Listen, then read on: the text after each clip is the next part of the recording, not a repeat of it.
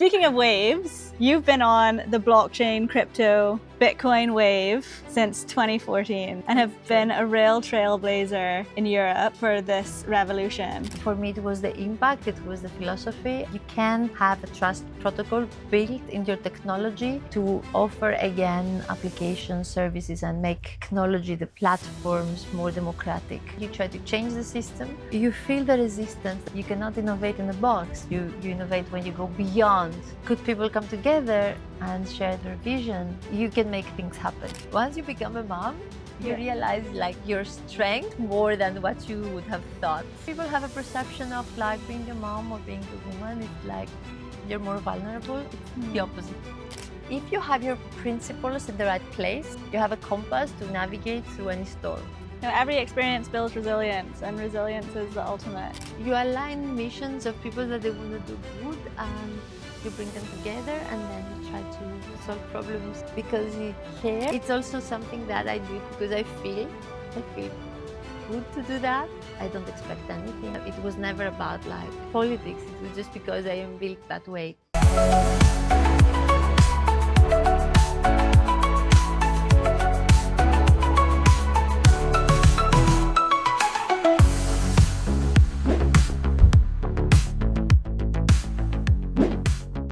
We started this podcast. It's called the Upwind Podcast. And it's the Upwind Podcast because of sailing against the resistance is like the hardest part of sailing and kiting. But it's also the most thrilling. It's where you have the chance to break away from the pack or the pack breaks away from you. It's just the most critical. And you have to pivot all the way up to that upwind mark, continuously tacking. And it's just like that in business and in life. You have to be agile. I'm sure that you resonate with this. Yes, I am sailing more than like surfing. So yes, I agree with you. And it's also, I think Bill Nye must have said that at some point. Like you have to surf the right wave. Yeah, he says you can't make the wave, you can only surf the wave. That's one of the things. So you have to find the right one. Like also in tech, it works very well. So I'm very happy to be with you today. But speaking of waves, you've been on the blockchain, crypto, Bitcoin wave since 2014 and have been a real trailblazer in Europe for this revolution. What's that been like? Well, yeah, funny to say that because for everybody it was like a hype wave, like realizing a technology that actually existed before. But then I think also with the crisis in Greece and Cyprus, with banks shutting down and people losing their savings, I started exploring other options. So I'm always thinking like people should have more options. You cannot have everything you worked for being controlled by others. So we definitely have to consider alternatives. So I got more familiar with the decentralization, this like philosophy of the blockchain technology, that for me it would basically restore trust to the system. And it was not about the hype of the trading and these like, let's say, people that shouldn't have been in the space took advantage of that.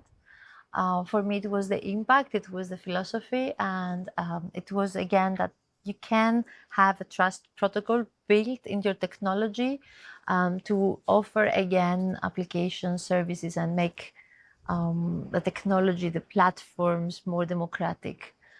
And I still think now there's going to be like the second wave of the AI, that we need to decentralize its power because it's already controlled by forces without allowing democratic decisions to be made. It's moving too fast. I met you and people that I showed me how global this movement was, and made me also very optimistic because when you have the same mindset, you feel that you can change the world once like good people come together and share their vision and actually join forces, then you can make things happen. Yeah, when you have the encouragement of others. And there's a Aristotle quote where in the land of philosophy, ancient, philosophy, and it's one's potential is like brought out when he comes into contact with another person, right? Through dialogue, they say, you produce also solutions, and you're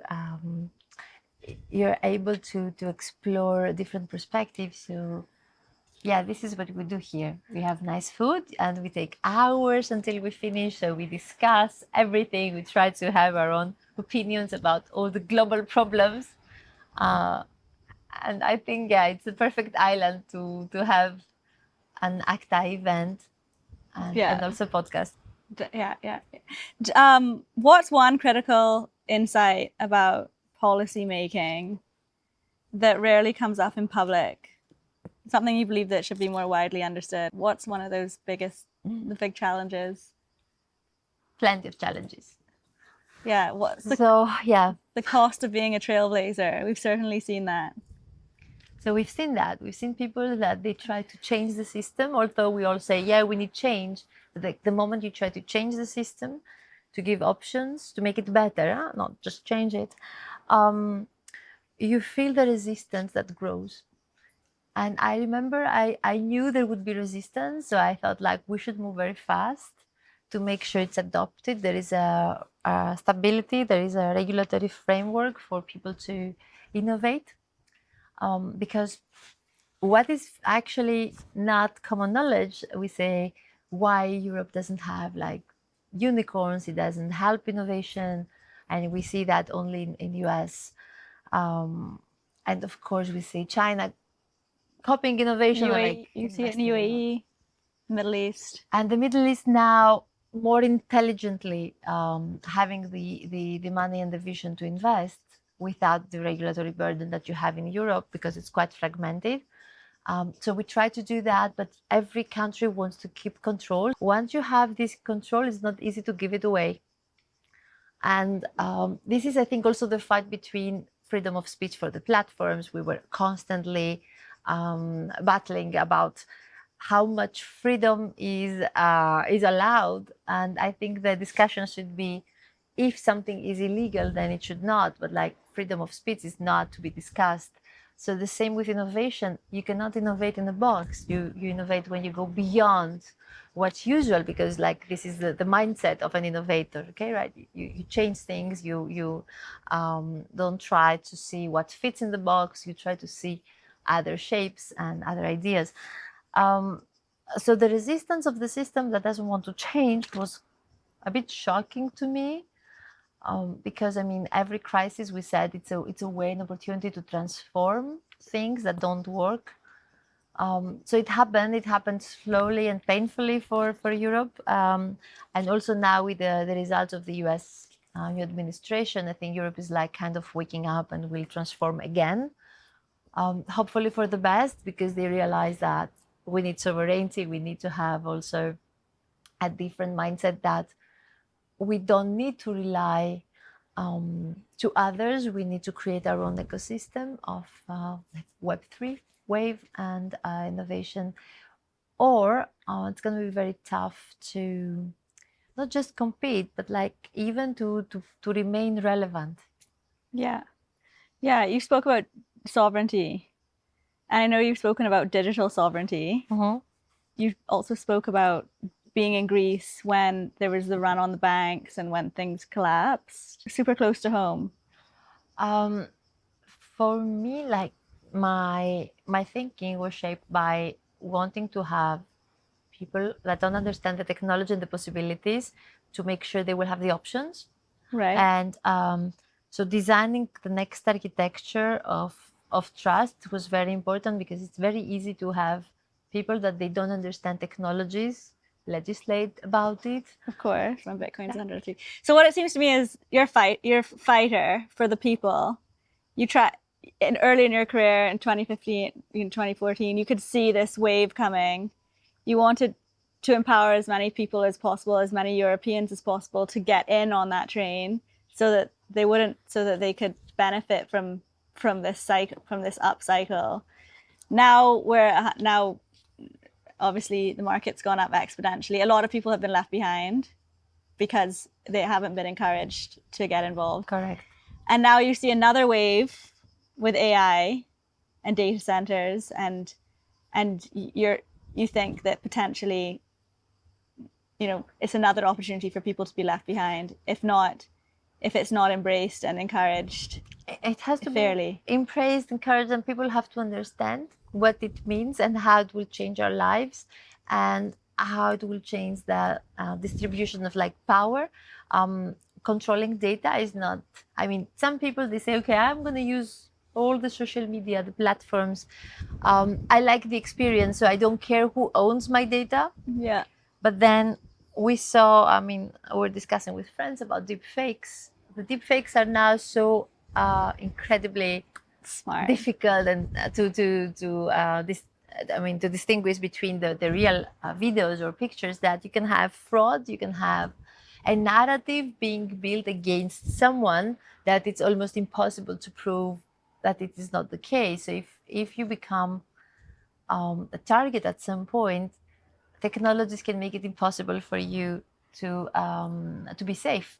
So I think the challenges that we face, maybe we don't realize yet, also they are happening in several countries, that they don't have a strong framework. I mean, I worked on AI legislation, and I had made sure that we say, well, you need to identify if your content is deep fake.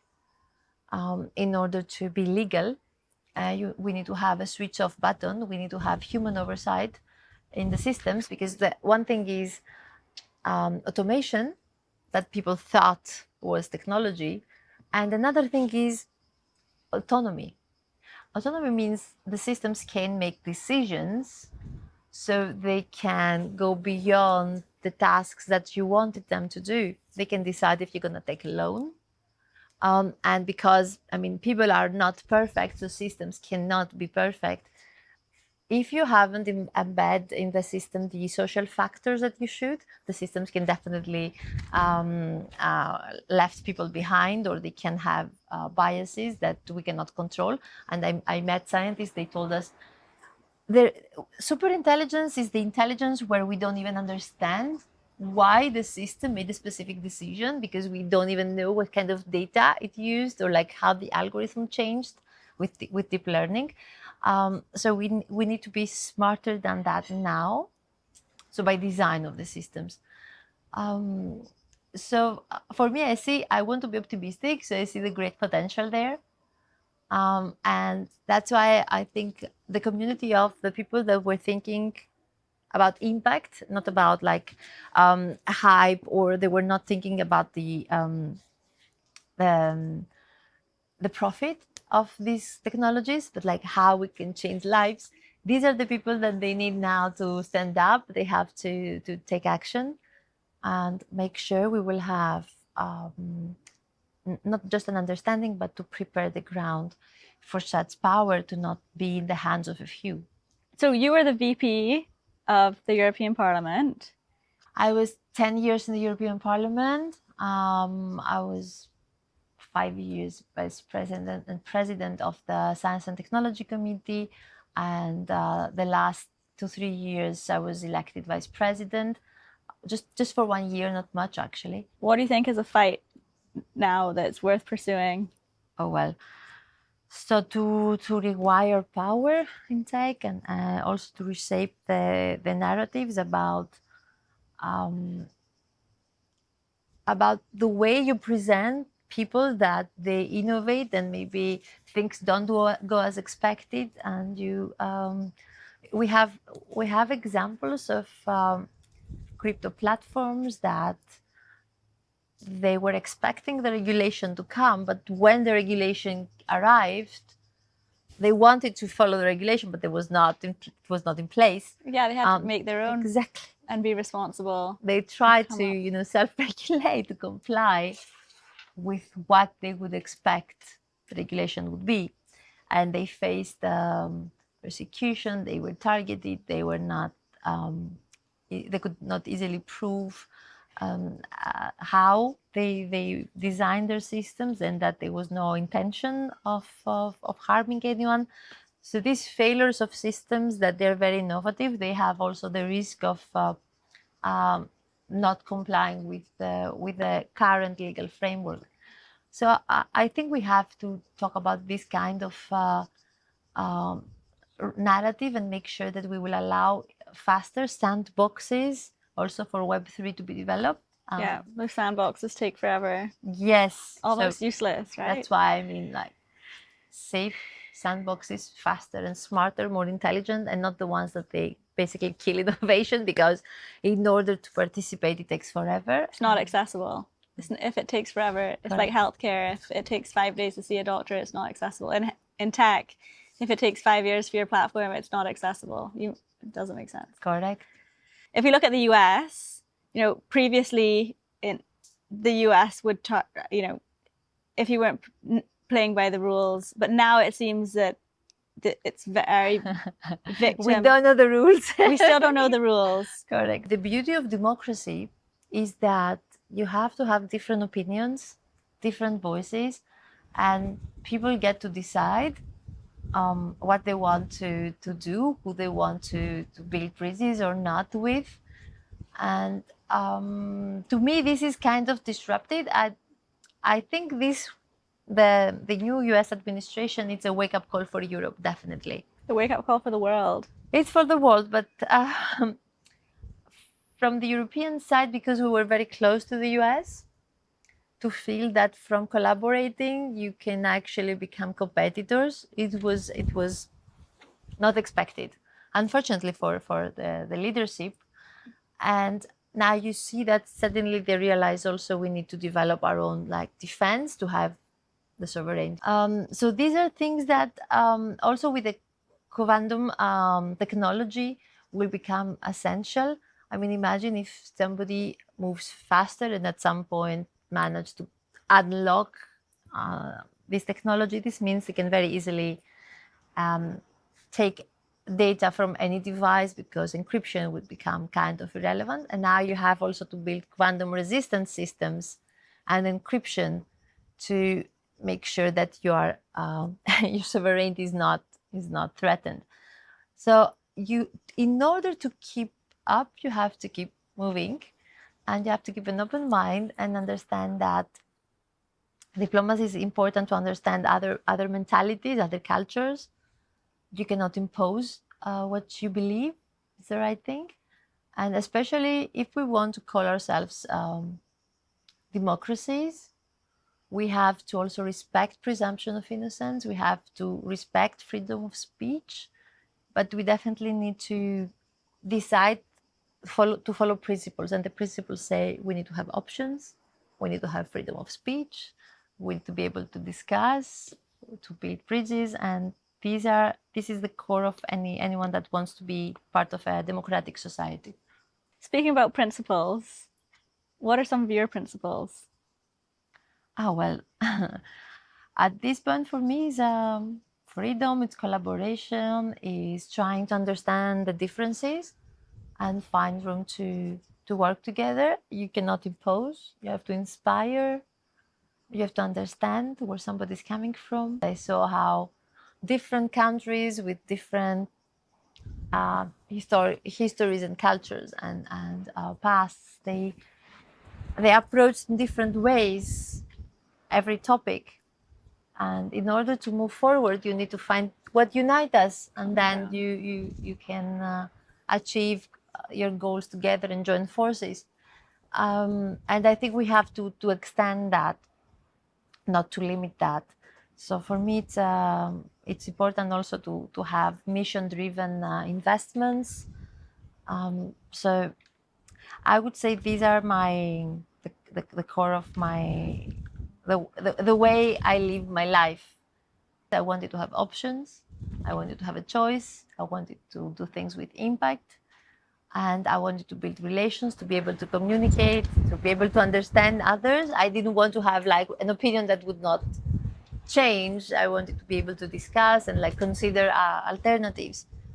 And definitely I wanted to be able to feel safe what I also want to do now, because I mean, in terms of policy making, at least this is a technology that can happen. You can now test it. You can use it. It was.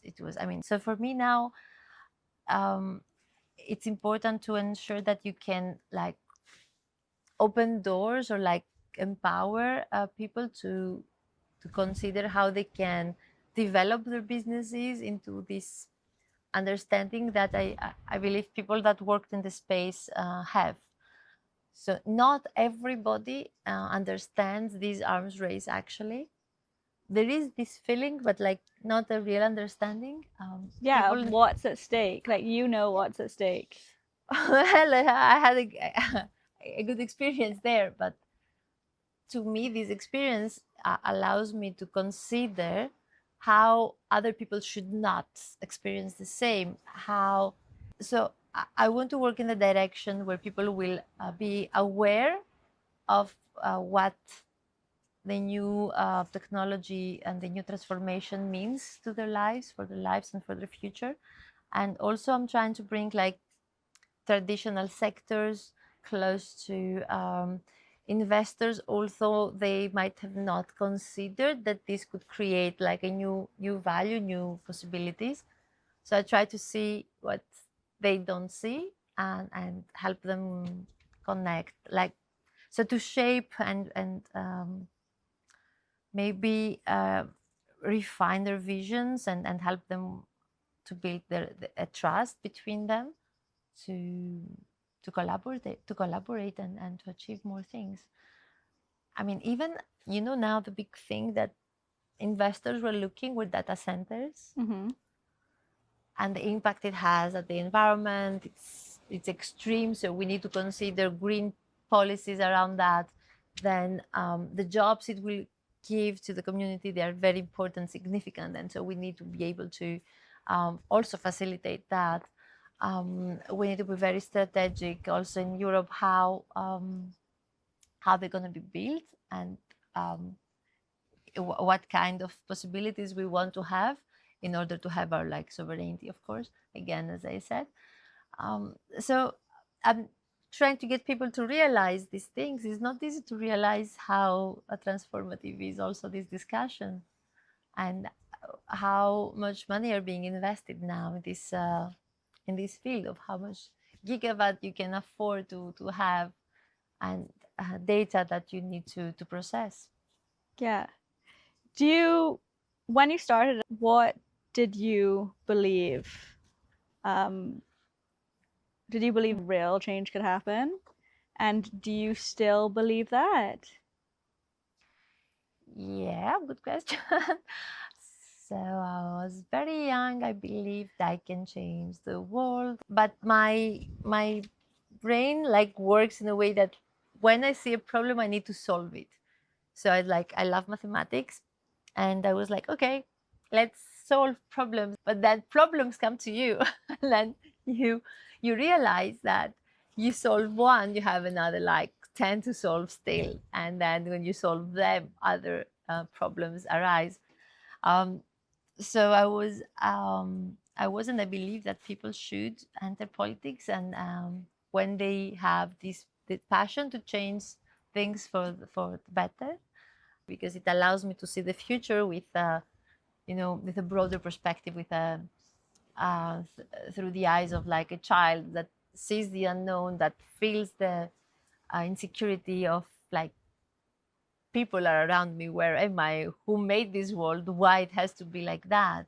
Why things cannot be like that? Why I cannot buy what I want? Why I have to be with people and not others? So you understand from like a fresh perspective that you need to take care of this like generation the best way you can. Yeah. So speaking about that, you've achieved so much. You've like lived the dream and the adventures of great achievement. Is there any advice that you would give to your daughter or to other girls that are hoping to achieve similar? Yes, I would say don't wait. Okay. So people tell you if you're a woman, you need to try harder and you need to sacrifice your personal life in order to prove yourself. I think we're beyond that. Maybe it was like my generation, we had to pick up like maybe more fights and like generation before me. But now things are more easy. We always have to keep fighting. So don't wait, just like have a family. It doesn't disrupt, it doesn't stop women from being able to achieve anything they want. You don't have to have one role in your life. You're not just a mother, you're one of the roles you have. Maybe the most important is to be a mother, but it's not something you postpone. It's something you want to do faster when you're young, when you have the energy to enjoy with a person that looks looks at you and wants to be you, and then it mirrors also your mistakes, and then you become a better person because of this little baby you have in your life. So I would say, when they tell you it's going to disrupt your life, your career will be over, or you will have to stay home, it's not true. No, not at all. My daughter follows me everywhere. She has to adapt. She's learning things. She's experiencing things, and it makes your life better. It doesn't change. It doesn't stop it.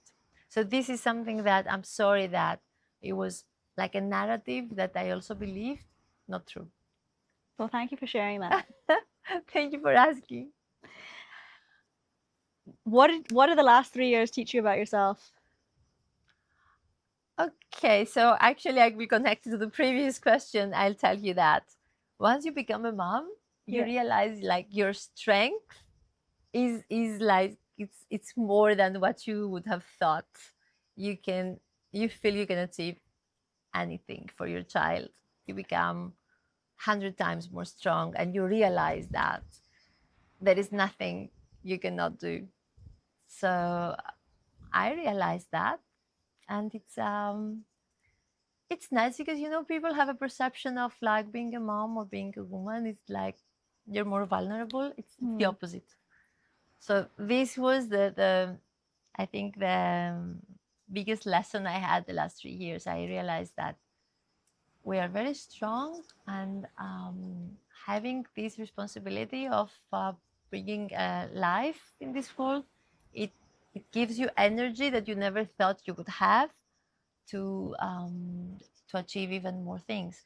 And because I was also I went through adventures that I wouldn't have expected, and I understand that when you're in the public eye, you're more easily targeted, especially when you are a bit different, or people don't expect a girl to be like a vice president or to be in a disrupting tech. So having this kind of realization and lessons, I wouldn't change anything, because things can happen to you even when you don't do anything to provoke that. But they should not stop you. I mean, you regret for things you haven't done, not for things that you have done. Trying to do good things, no matter the challenges, it's something that I wouldn't change. So I'm learning that if you have your principles in the right place, you have a compass to navigate through any storm. And this is the only way that you can overcome difficulties. So stay with your principles, because if you lose them, then you don't know what you're going to face after the storm passes. Definitely, to me, this is was a great lesson, actually. Yeah, when you have your principles and you stick to your principles, it's hard to betray yourself in any situation. I do believe we can shape our future. Yeah. I do believe we need to take care of ourselves, to be healthy, to be strong, to be able to protect the people of like our family and friends. So for me, this would be the priority. If you're lucky to have that, you have to aim high. Yeah. Every experience builds resilience, and resilience is the ultimate, right? I think I should be asking you exactly, because you've been through the same. You're like a beautiful person inside out. that has been in the space that was actually dominated by men, that they had the ambition and the confidence to enter when women were just struggling to enter the tech space. You managed to succeed in everything you touched, so you accomplished so many things. Thank you. And you also do it in a way that is not like loud, it's like a soft power, which is the most beautiful way actually. And I think you should also share something with me. What do you think it was the biggest transformation of the last years that we experienced? There's this quote, like, there's a time to nurture, and that, like, for women, right? There's a time to nurture, and then there's a time to run towards your life, right? And I think that as women, you spend a lot of time nurturing, like nurturing your own self-confidence, nurturing your own ideas, nurturing, but you don't necessarily run like Usain Bolt fast without the nurturing first. Whereas men, they tend to bolt out without the nurturing, right? And the bull in the china shop type mentality, you break things along the way, right? Like, That's relationships get broken, you set yourself back, or it can set an industry back. If you think about how the industry started and those early fighters and those early fights, like, you definitely see there is a way to succeed, and it's subtle and it's agile and it's smart. Women like safety, yeah. It's true. It's like women like safe for certain. Like, men were built to expand, women were built to nurture. If you think about what's the most important thing for me, it's like my family and the safety of them and the emotional safety of them as well. I wouldn't want to do anything to hurt them, right, or at their expense, which obviously you have like firsthand exactly knowledge about how that feels. And for men, how does like that feel? They're like more, men are more confident. I mean, they take the risks, and it's fine, as you said. Like, you don't consider what would be the side loss. Some do. Like, emotional intelligence is so important, I think. Yeah, that's true. Some, of course, but I mean, if the nature is that you're like hunting, so it's maybe more easy to understand how some they can have this confidence. But no, I agree. And there are men that they actually help women more than women help themselves. There have been amazing personalities also in this space. Oh, that incredible. They helped us. Incredible. We can talk about like Bill Dye. He's been amazing. Like, he has a beautiful family, and he still makes the time to build a community, inspire, empower people, women, when nobody would like support women's funds or tech companies. He would be like, I'm here, I'm gonna open doors for you. Yeah. And yeah, he provides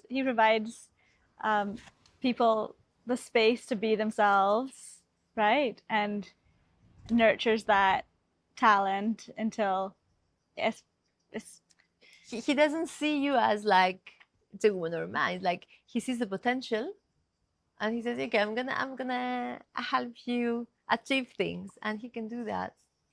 He realized your potential, and he always has people that they're so charismatic close to him, and this is also helping people to achieve more and be more successful.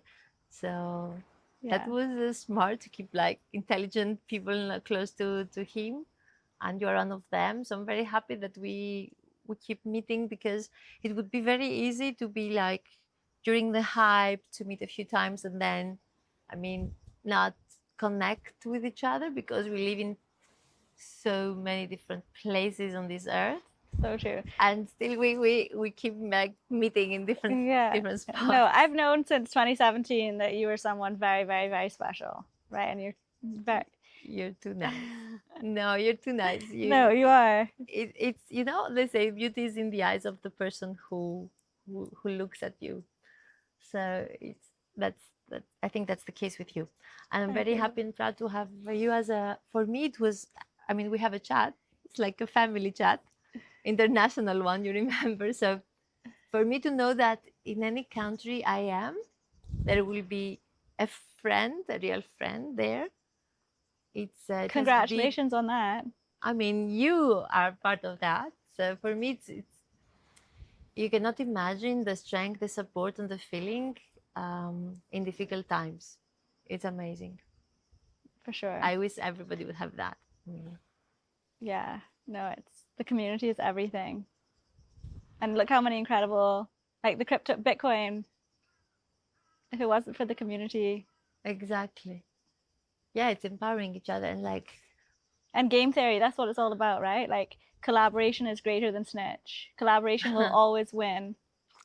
I was thinking of more of like existential concerns that you say, I need to overcome the fact that I don't know exactly the meaning of this life. So I really need to be with people that I feel very close to. And this helps me survive this life in its best possible way. It literally builds resilience within Yeah. your body that to help you combat whatever life throws at you. Exactly. Community is everything.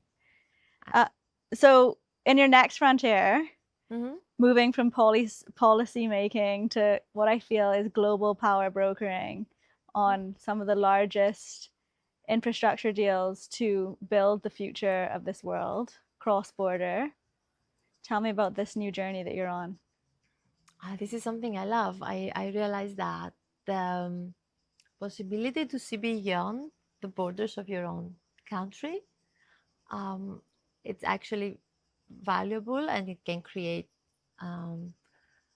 amazing possibilities, and also it can have a great impact for people. So what I'm trying to do, I think we all basically try to do, is to find the best out of everything and to match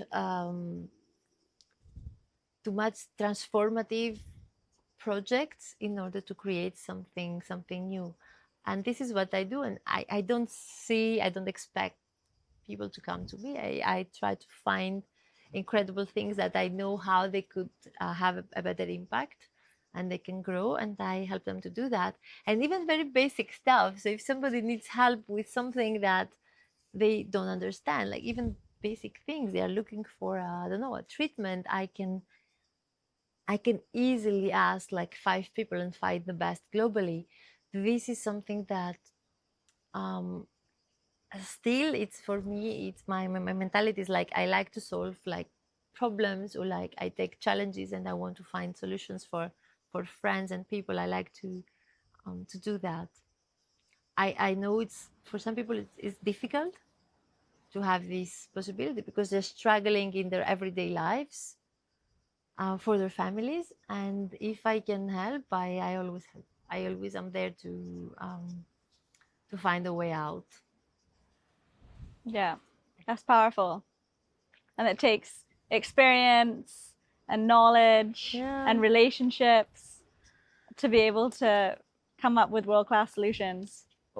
Well, you align missions of people that they want to do good, and you bring them together, and then you try to solve problems because you care. And it's also something that I do it because I feel good to do that, and I don't expect anything. It was just because I am built that way. So it depends. I mean, they say our destiny is like, you can see it through our character. Your character is your destiny. So I think this is how I function. I don't know if it's good or bad, but this is how it goes. Yeah. And once you can go beyond borders, imagine. Because this is a world that faces a lot of challenges. Yeah. Yeah. So there will always be things for us to do. There'll always be something for you to do. And improve. Yeah.